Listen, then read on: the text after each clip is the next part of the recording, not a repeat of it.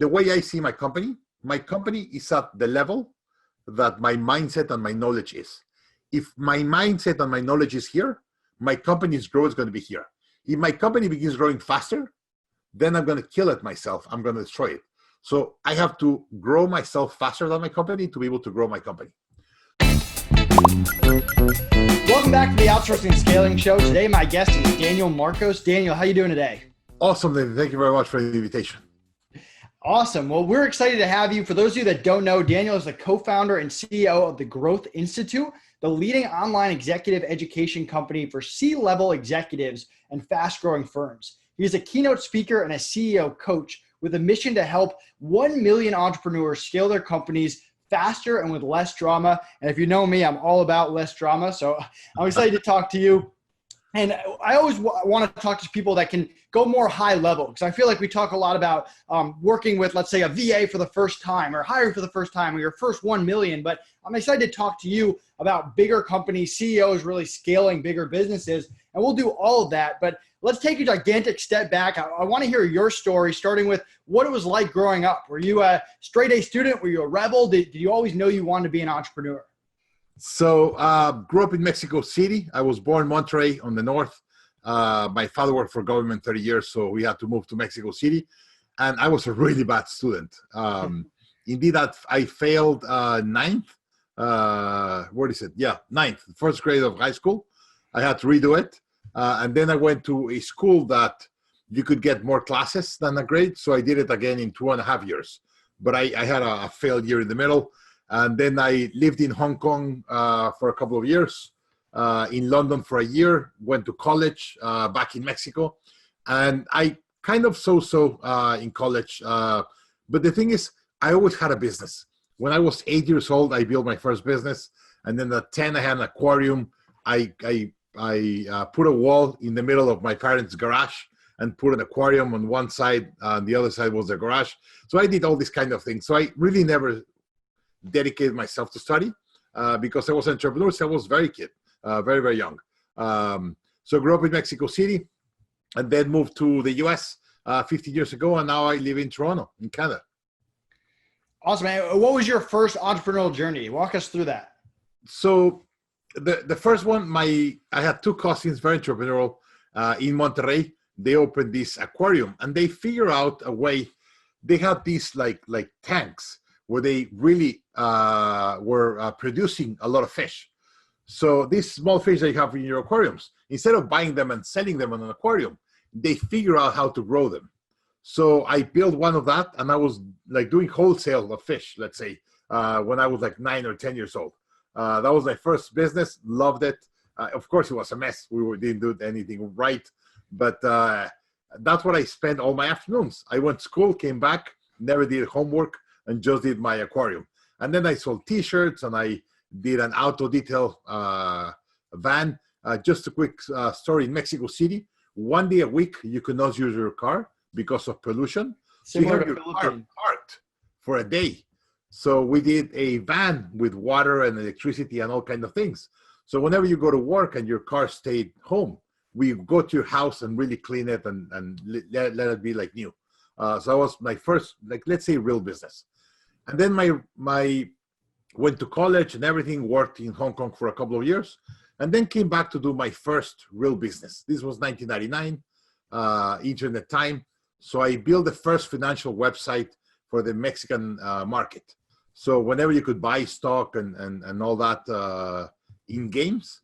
And very quickly, I got, so I raised some money, then sold it to an Argentinian company that was doing similar to me, but had raised a little bit more money. And then we got together and we went to JP Morgan and did like a $53 million raise when we were 25 and 26 years old. And good to grow it to 1,200 employees, 9 countries, and then sold it to Santander, the 13th biggest bank in the world. By the time we were like 28 or 29, it was amazing growth. And that's where I learned about fast growth and drama in their companies. Your life, like in my office in Mexico City, went from 6 employees to 85 in 6 months. And you had no idea how to hire people and who to hire and all these kind of issues. that I usually have. I went from a marketing budget. My first year, my marketing budget was $100,000. My second year was $8 million. Wow. So you have no idea how to manage something like that. So I had that experience really running my first real business. And that really marked the way I am and how I see things in business. So talk to me about drama, because I opened up an office. I thought it would make less drama, bring all these remote people, putting them together, and it drove me crazy. I had people who were complaining because someone else smelled bad that sat next to them, and it's like random nonsense that I didn't want to deal with. So how do you, as a company that's growing at that rate with that many people, cut down on the drama and focus on what you should be focusing on? So first, if you want to go fast, you want to go alone. If you want to go far, you have to go with a team. So if you really want to build a big company and an asset, a company that is sellable, you have to build a team. That's first to start. And then human beings, because we're human beings, we create drama. We have ups and downs, and we have personal lives that interact with our business life. And we have a lot of issues just because we have human beings, and that's normal. Indeed, Vern Harnish, my partner, said that the dream of every entrepreneur is having no employees and no customers, and just be able to sell online with machines, and that would be ideal. But that's reality. If you really want to build a business, you have to build a team. And I found there's two ways that really, really help to build a team. The first one is communication. You have to be extremely good with communication. Now you have a business that everyone works from home. You understand how communication has to be. You have to be very precise. You have to have rhythms of communication, daily meetings, and all of that. You have to, in a certain way, repeat yourself to your team until they start like laughing at you. Once your team begins saying, "Wow, here comes the boss again, talking about core values," that's when they got core values. So you have to repeat yourself and over-communicate yourself until they get it. And then the second one is the hiring process. Before, the way I hire people, if I interview someone, if I like them, I hire them. And I realize there's a really, really big science on how you get the right people. The methodology that I use the most that helped me really understand the process is top grading. And the psychology is hire the slowest that you can and then fire the fastest that you can. When you lose confidence in someone, fire them that day. Because if I don't have confidence in an employee, I will never ask them to do anything important. And on the hiring part, you have to be extremely detailed in the process of hiring. So if you hire well, and then you give them good communication, like direction, and then there's good communication in the team, you're going to have problems. That's normal because we're human beings. But once you have a problem, they have a tool to be able to fix that. And whatever really fixes problems or drama is communication. So talk to me about an executive assistant, because we were chatting before that you had one for 8 years, 9 years. 9 years now. Yeah. 9 years. And I know a lot of CEOs, they feel like they should have an executive assistant. And I have clients who they should have hired one years ago. What made you get one? How did that process go? And walk us through what she does for you every single week to make your life easier. So to start, I saw a lecture one day with Jack Daly. And Jack says, if you don't have an assistant, you are the assistant. Right. How many hours do you spend just coordinating phone calls or restaurants or buying plane tickets? It's crazy. So if there's a lot of things that you do that you really have to understand that anyone else or someone else could do for you. Now Mayra has been working for me for 9 years. She lives in Querétaro. She has been remote all her life. We've never worked in the same office. Indeed, interestingly, I live in Toronto now. And when I met her, she was a single mom. She had recently divorced. Now she got married again. And the husband is being sent to Toronto. So now she's going to work in the same city as me, but just by chance. Wow. She's going to leave the other side of the city. It's going to be an hour drive. But now she's going to be in Toronto, at least for a year. So it's going to be fun. But I understood I needed to have someone that managed my email most than anything.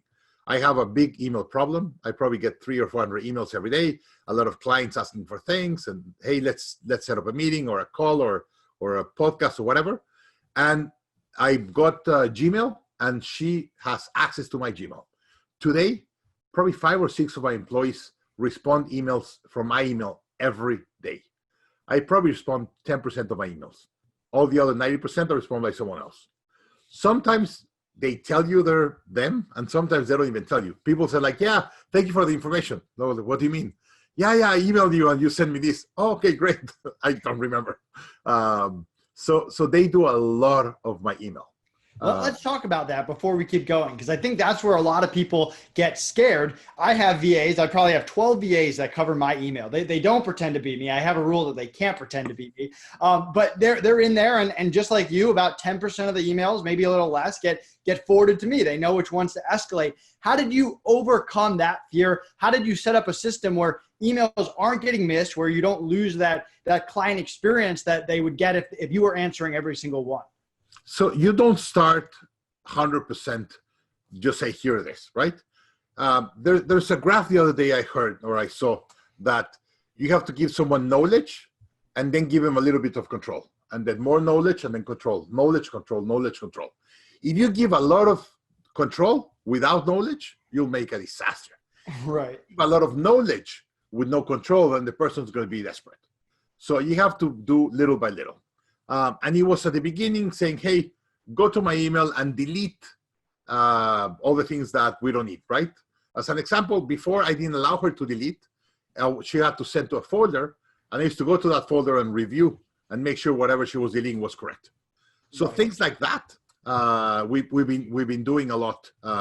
So little by little, I begin giving her tasks, and she began performing them well.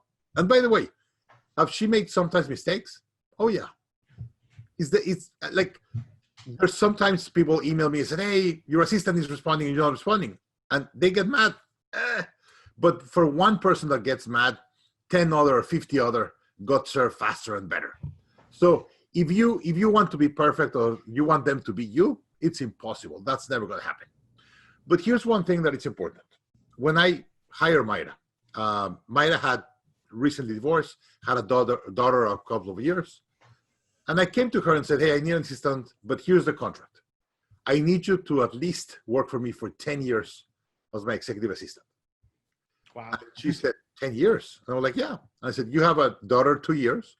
I will allow you to work wherever you want, go to all the fairs or whatever you have to go to her school. I will raise your salary every year, but I will not improve your job position, let's say, every year.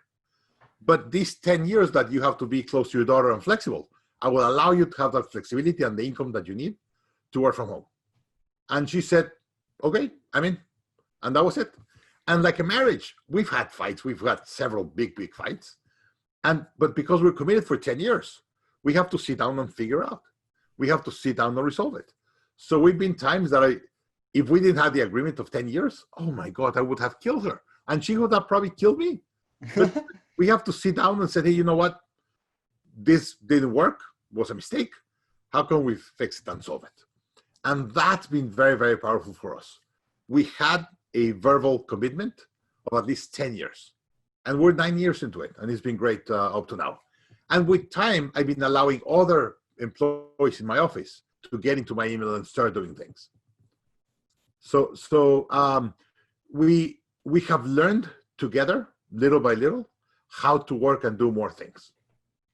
I love it. I've never heard of that, a 10-year contract with the VA, although it wasn't really a contract, but you were setting the expectation up front. And I think more people should do that, because you get some people who hire a VA and the VA leaves after a year or 6 months or whatever it is, and the business owner isn't ready for it. And at least you have that expectation there. And it sounds like she did as well. I love it. So how do you decide when to hire someone in the office or when to hire them remote?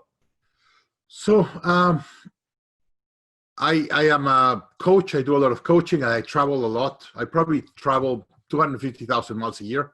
I do sessions all over the world. So for me, really having someone in the office doesn't necessarily make sense. When I'm in the office, sometimes I miss she will be in the office. I think we could do things easier and faster. but really it didn't matter that much for me. I have two offices. I have an office in Austin, Texas, and I have an office in Mexico City. Most of my employees, probably 80, 85% of them, are in an office, and they have to go to the office. It's part of the agreement. If they said, hey, I feel bad today, or I need to go for a couple of weeks somewhere, they could work remotely for a couple of weeks or whatever.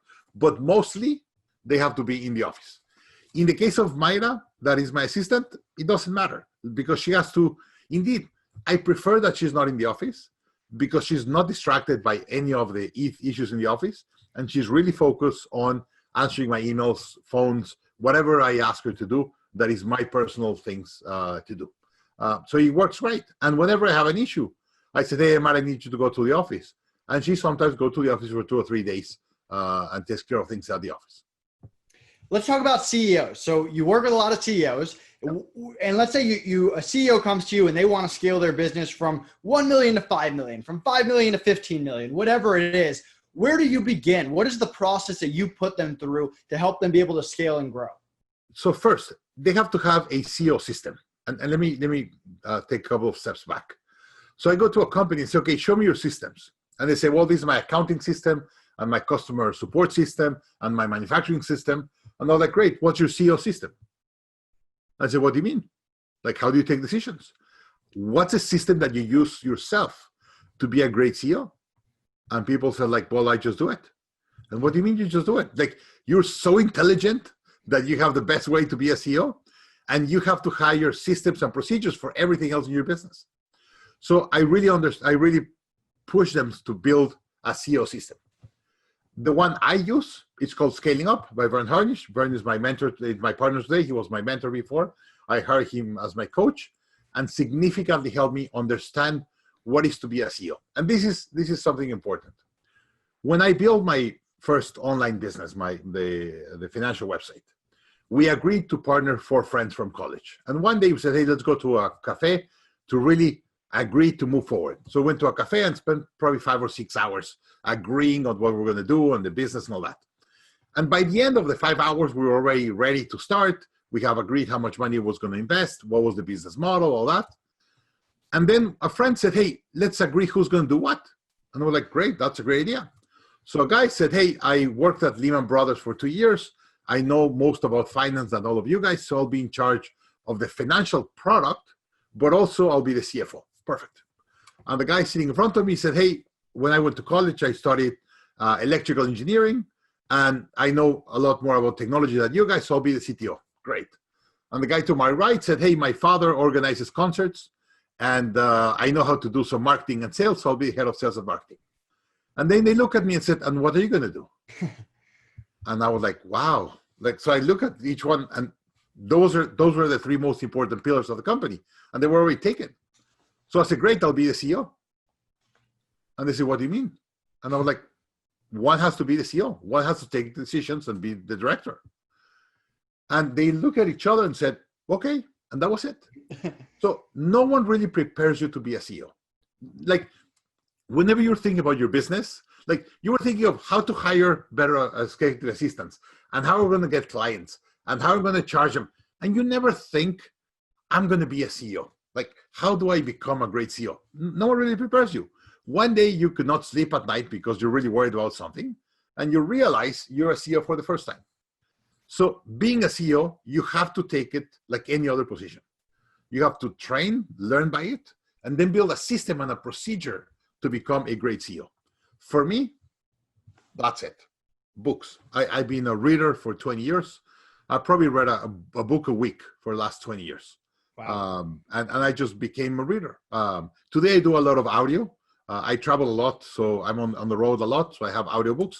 And whenever I want to go back to a book, then I buy it and then read it again in paper, or just go and read the chapter that I want to read. So I became a reader. That's a very important one. But second, I begin learning from other CEOs, and I'm a member of EO and YPO, so I learn from other CEOs what they do and how they run their company. And I have a very, very detailed set of procedures to help you become a better CEO. And one more thing, I realized there's 4 stages in a scale-up, what I call startup, grow up, scale up, and then dominate your industry. And I figure out what's the important things that you have to focus in each stage to be able to become a better CEO. And the way I see my company is at the level that my mindset and my knowledge is. If my mindset and my knowledge is here, my company's growth is going to be here. If my company begins growing faster, then I'm going to kill it myself. I'm going to destroy it. So I have to grow myself faster than my company to be able to grow my company. So I all the time understanding where the company needs to go and what is that I need to learn for me to be able to go higher and be able to take my company to the next level. As an example, on stage 3, what I believe is a scale up.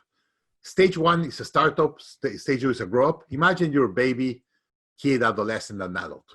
So the adolescent, that's a scaling up phase. The one thing you have to do is infrastructure. Systemize systems and procedures to make your company run as automatic as possible. So depending on the stage of the company, I help them understand what's the real issue and what they have to fix to be able to go to the next stage. So stage number 1 is understanding what are you selling, like prove your business model. What are you selling? Who are you going to sell it to? Pricing, channels, market dynamics, all that. Stage 2 is all about cash flow. Usually the stage 2, a CEO is that's when you get the oldest. You could see a CEO on stage 1 and stage 3, and they live considerably older on stage 3. Stage 2, that's when you have the most cash problems. So whenever you have all these cash problems, then that creates, when you have all the cash problems, that creates a lot of stress. And then second stage, the second thing you have to do is understand how to hire a great team. On first stage, you don't hire a great team. The team chooses you. You don't have good salaries. You don't have a good brand. You don't have a business model. So whoever works for you is because they chose you. On stage 2, now you understand your business more. Now you have more cash flow. Now you have to be more selective of who do you hire. So if you're on stage 2, I will implement top grading immediately. If you're on stage 3, I implement 5 dysfunctions of a team. I implement scaling up. I implement, let me see, you have to improve your selling process. So I get, as an example, going back to Jack Daly, everyone teaches you how to sell more. No one teaches you how to be a better sales manager. You have to learn how to be a sales manager on stage 3. On stage 2 and stage 1, you do most of the revenue of the company. You do all the selling with the people on the phone, all that. Stage 3, now I want to have an army of people selling for me. I need to learn how to be a sales manager. So that's where I get Hyper Sales Growth by Jack Daly. So every stage, there's certain things you have to implement to be able to take your company to the next level. It's not the same suit for every company. It depends on how many employees do you have in each stage, depending on what you need. I love it. That's great. Any tips for going from, let's say, an average CEO to an excellent CEO to kind of bridge that last gap? Anything that you didn't already talk about? So the one thing that doesn't allow CEOs to grow is ego. If you think you're the best to do things, your company is never going to grow. So here's the issue. You have to hire people and allow them to make mistakes. Usually, the strength of the founder or founders or the CEO becomes the weakness of the company. As an example, you said, hey, I'm the best salesman in my office. So if you're the best sales manager in your office, you never hire a great sales manager. So your strength becomes your weakness. So the one thing I work with the CEOs, it's a mentality thing to allow to let go and trust the team. And sometimes the team is going to make mistakes. That's okay. But if you don't allow them to make mistakes, they will never grow your company. I love it. This has been fantastic. I learned a lot. I'm kind of in the stage right now where we're going into stage 2, stage 3. So I'm kind of taking notes, and we'll have links to those books as well. I think those are some great suggestions. Daniel, where can people find out more about you, and what are you most excited about for the rest of the year? So Growth Institute, that's our platform. We have over 100 courses with 100 thought leaders, just focus on scaling companies faster with less drama. And we put together a program last year called the MBD, the Master Business Dynamics. It's a fantastic program. We have 130 students going through it, and we make you an expert on scaling companies. As an example, I went to my MBA in Babson, supposedly the best MBA for entrepreneurs around the world, I probably used 5% of what I learned to grow my company. It was amazing for critical thinking. It was a great program, but it really taught me critical thinking. It didn't give me any tools to scale my business. We teach companies or executives the tools they need to be able to scale their company and take it to the next level. And I'm super excited about the MBA. Awesome. Daniel, thanks again for coming on. And yeah, guys, check out Daniel if you're looking to scale your business, become a better CEO.